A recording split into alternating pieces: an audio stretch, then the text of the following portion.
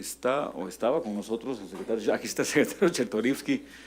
Secretario, muy bienvenido a la CEPAL y estamos muy ansiosos de escuchar su presentación.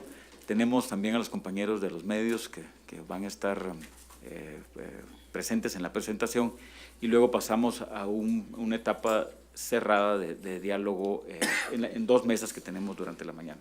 Así que, sin más, muy bienvenido y muchísimas gracias por visitar a su casa, la CEPAL. Muchas gracias, doctor Beteta, y muchas gracias a todos.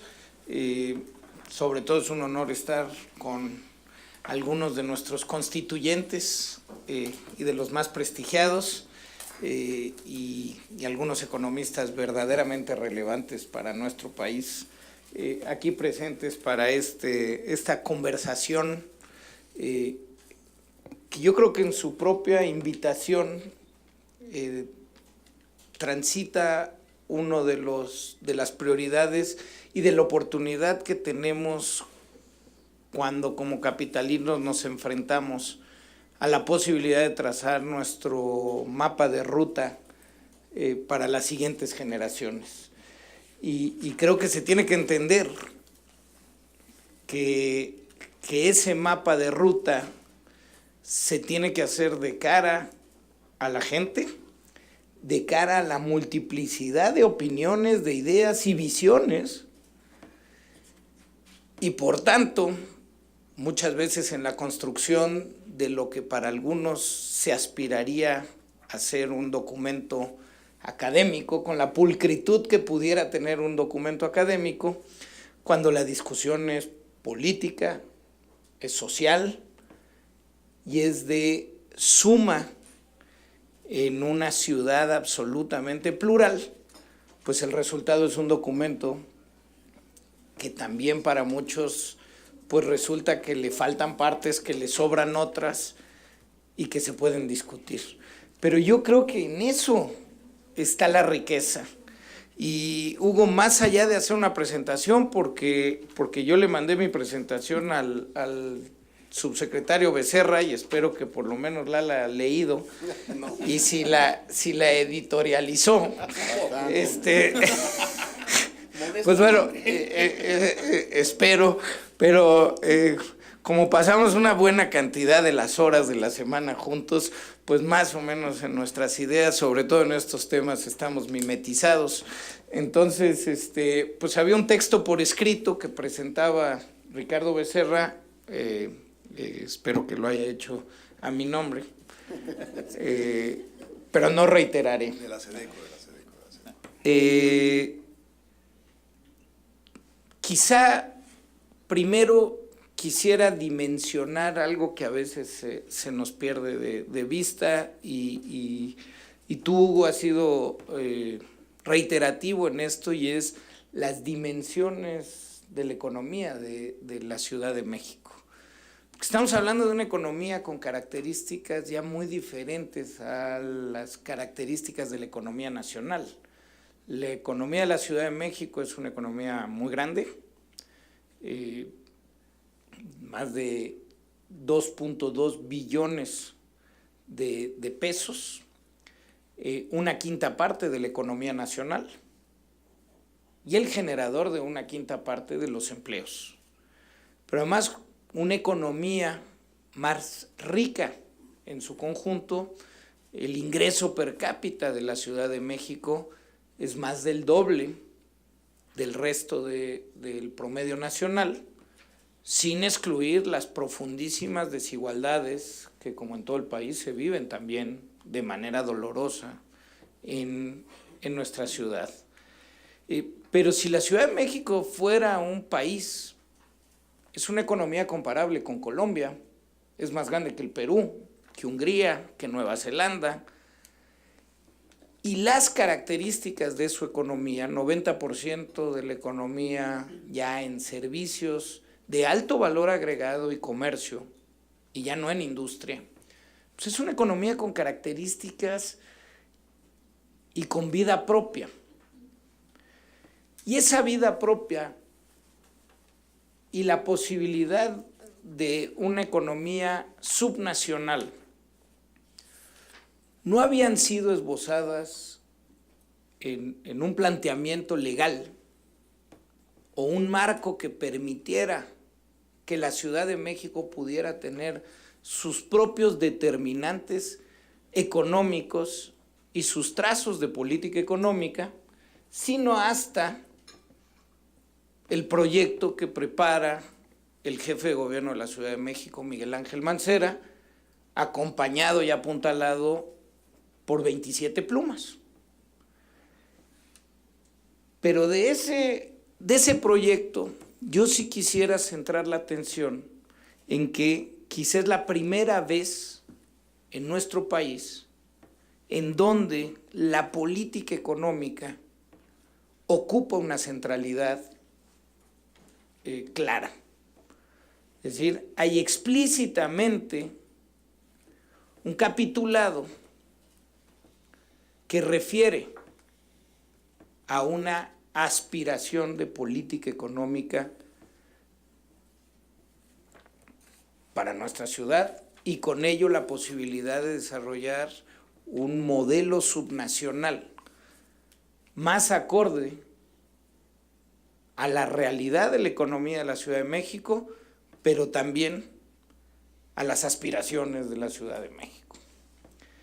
Y en ese sentido, reiteraría dos cosas. La primera, que no puede una constitución local suspender a la Constitución nacional. Entonces hay quien nos ha dicho, pues no se habla de derechos de propiedad.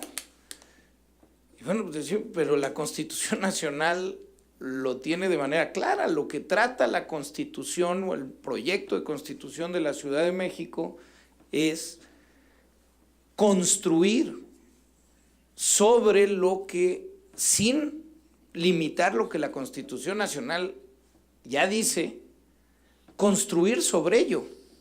Y por ende, la Constitución local tiene aspiraciones diferentes en lo que plantea en materia económica. Quizá una de las cosas más relevantes viene desde sus principios, en donde pareciera que en los últimos 30 años todo lo económico ha caído sobre lo estructural, la inversión, las variables que determinan científicamente el crecimiento, y que como buenos alumnos estrellas del Consenso de Washington, pues en eso nos hemos quedado, ¿no? En todo eso que parece parte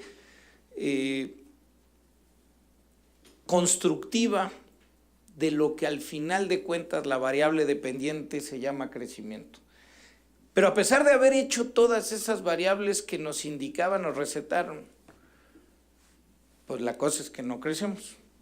En esta Constitución, insisto, lo que se había dejado fuera, no en la parte científica, sino en la parte moral, como es el bienestar, como es la redistribución, como es la igualdad, se trata de integrar en principio al entramado económico y no dejarlo como un capítulo afuera. Y creo que en ese sentido, este proyecto de Constitución que presenta Miguel Ángel Mancera ya es en sí una valiente propuesta vanguardista. Tratar de incluir la redistribución y tratar de entender que en ella se juega un modelo económico diferente, me parece que es un tema que debemos de poner muchísima atención. Segundo, pareciera que lo económico quedó del lado exclusivo del mercado, reduciendo al Estado a un espectador en muchas cosas o a un regulador, en donde la exigencia era cada vez hacerlas más simples, la regulación, y en lo demás no te metas. Creo que en esta Constitución, en este proyecto de Constitución, hay una valiente apuesta por tratar de equilibrar al mercado y dejarlo participar como debe de ser, pero también un espíritu de reivindicación de lo que el Estado sí debe y puede jugar en beneficio de una economía.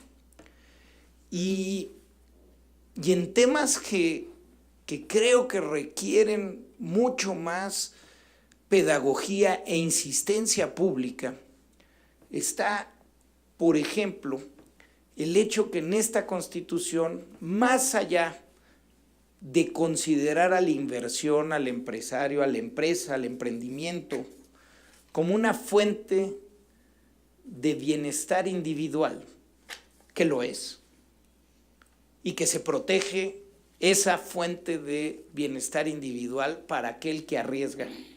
Se entiende también que la empresa genera un bienestar público y que por tanto requiere o merece la protección del Estado. Creo que esta noción de la inversión a ser protegida por el Estado es una noción que no existía o no ha existido en otras constituciones o en otros lineamientos, y creo que más que tratar de derrumbar la idea de inversión privada, que al contrario se respeta, con esto se le da un valor superior y un reconocimiento superior a esa inversión privada, en donde se entiende que hay la necesidad de protegerla por el interés general. Y creo que eso es algo que sí nos ha faltado tratar de transmitir, y estas conversaciones pues me parece pueden ser muy relevantes. Algunos otros conceptos que verdaderamente me parecen novedosos: la posibilidad de tener una banca de desarrollo a nivel local, una banca de acorde a las necesidades de este tipo de economía y que responda a este tipo de economía con el banco de proyectos necesarios para el crecimiento futuro de la infraestructura de nuestra ciudad. Me parece una cosa verdaderamente novedosa, me parece una cosa importante y que puede llegar a ser un referente en las discusiones a nivel nacional, porque al día de hoy no existen bancas de desarrollo locales. Creo que la discusión en sí mismo puede ser un tema muy relevante. Y por último, diría el tema del aprovechamiento de plusvalías o el aprovechamiento de la tierra. Dicho de manera muy simple, en el 17, pero en 1917 nuestros constituyentes pusieron mucha atención en la riqueza de la nación que se encontraba en el subsuelo. En esta ciudad y para nuestro modelo económico futuro, una parte fundamental de la riqueza se encuentra en el cielo, del suelo para arriba. Esa riqueza, cómo se distribuye o redistribuye, cómo se reparte y cómo se protege, creo que es un tema central que será y tendría que ser discutido no solo en el ámbito de la planeación urbanística, sino en el ámbito netamente de la generación de riqueza y la redistribución de la misma. Y creo que ese también es un concepto muy novedoso, una discusión seguramente rica, que llevará al final de cuentas quizá al trazo de una constitución que por primera vez tenga como columna vertebral lo urbanístico, que no conozco de una, quizá Berlín o Buenos Aires, en donde Singapur como ciudad-nación, en donde lo urbano juega un papel relevantísimo, pero de manera más clara y más moderna, creo que así lo hemos tenido. Yo termino con estos puntos nada más insistiendo una cosa. Creo yo que lo que se plantea en la Constitución de la Ciudad de México tiene en sus entrañas un potencial fundamental y una valentía de ir más allá de lo acostumbrado, que a veces pues genera, ¿no?, esta resistencia al cambio, resistencia a ver las cosas como no son. Creo además que el esfuerzo que hizo el jefe de gobierno de la ciudad por no llevar un proyecto de una sola pluma, sino abrirlo no solo a 27 ciudadanos, sino haber escuchado la participación de múltiples voces y tratar de incluirlas en un proyecto, pues llevan a un escrito o a un documento, pues que por supuesto pudiera tener espacios de mejora, de congruencia en algunos pedazos, pero creo que la riqueza de que sea un proyecto en donde sí se combinaron múltiples voces y se escuchó a todo aquel que quiso trazar una opinión, tiene en sí mismo una valía que hay que reconocer al jefe de gobierno. Y no solo ello, he escuchado algunos temas en cuanto a los derechos que se proponen y el cumplimiento y la utopía. Creo que esas mismas críticas, si hicieran una lectura profunda de nuestra Constitución nacional, pues también entenderían que una parte quedó como aspiración.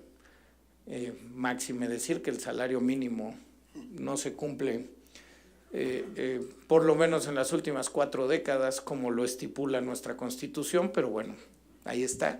Pero los derechos que se proponen en el proyecto de Miguel Ángel Mancera van muchísimo más en línea, por ejemplo, con los nuevos objetivos que las Naciones Unidas trazó para el mundo en 2030.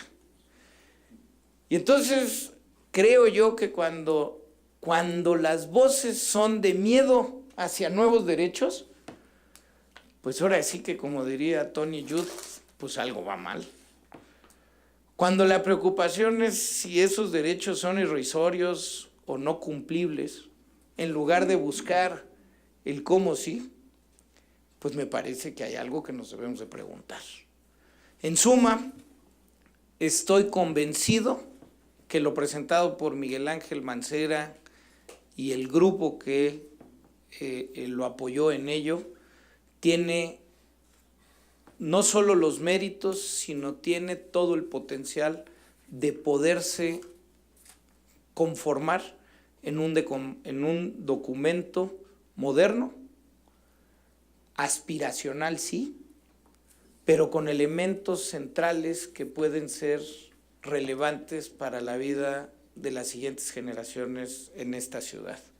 Con ello, pues la apertura absoluta para el diálogo, para entender que no todo puede estar, que tal vez hay cosas que sobran, que hay temas que falten, pero que al final de cuentas los ejercicios plurales pues tratan de ello, tratar de escuchar a todos, tratar de consensar, encontrar convergencias, limar las divergencias y al final de cuentas en una ciudad, insisto, tan plural como la nuestra, con aspiraciones tan diversas como las que se manifiestan en la ciudad, pues tratar de consensar un mapa de ruta en donde la mayoría se sienta identificado y nadie se siente excluido. Y creo que ese reto pues es mayúsculo, por eso ejercicios como los que hoy nos hace favor de convocar CEPAL para poder trazar resultan fundamentales en la aspiración de sumar voces que construyan, pues en favor de que sí logremos este proyecto tan anhelado. Así que pues nuevamente muchas gracias por la oportunidad, Hugo, y muchas gracias a todos ustedes por estar aquí.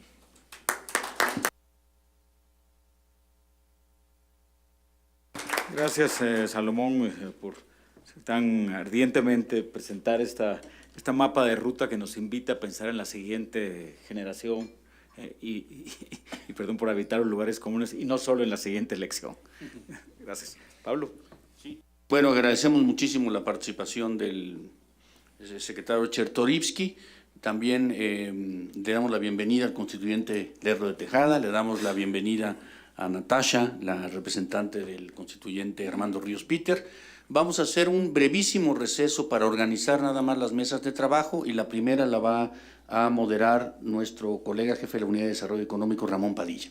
Entonces, no salgan del salón y ahorita continuamos. Gracias.